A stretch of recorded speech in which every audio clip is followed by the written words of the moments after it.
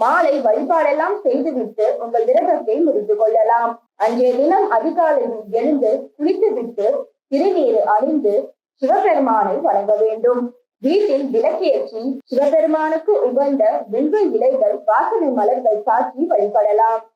விளக்கேற்றி விட்டு உங்களுக்கு தெரிந்த சிவபுராணம், தேவாரம், திருவாசகம் போன்ற பாடல்களை பாராயணம் செய்யலாம். ஓம் நம சிவாய என்ற மந்திரத்தை சொல்லலாம்.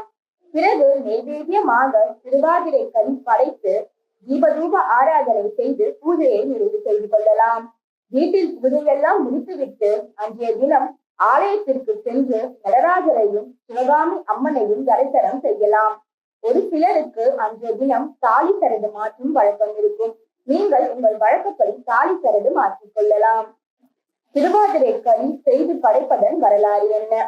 சேந்தனார் என்ற சிவபக்தர் தினமும் விறகு வெட்டி அதை விற்று அதில் வரும் பணத்தை கொண்டு வாழ்க்கை நடத்தி வந்தார்.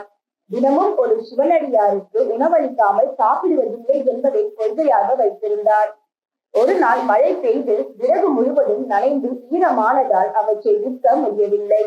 இதனால் வீட்டு செலவிற்கு பணம் கொடுக்க முடியவில்லை. கவலையில் இருந்த சேந்தனாரிடம் சிவனடியார் ஒருவர் வந்து பசிக்கிறது என உணவு கேட்டுள்ளார்.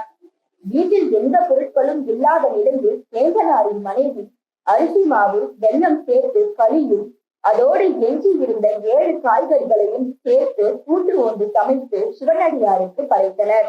மறுநாள் அந்த ஊர்கோவில் அர்ச்சகர் பூஜைக்காக கோவிலை திறந்த போது அங்கு இறைவன் முன்னால் களி, காய்கறி கூட்டு சிதறி கிடப்பதை கண்டு ஆச்சரியமடைந்தார்.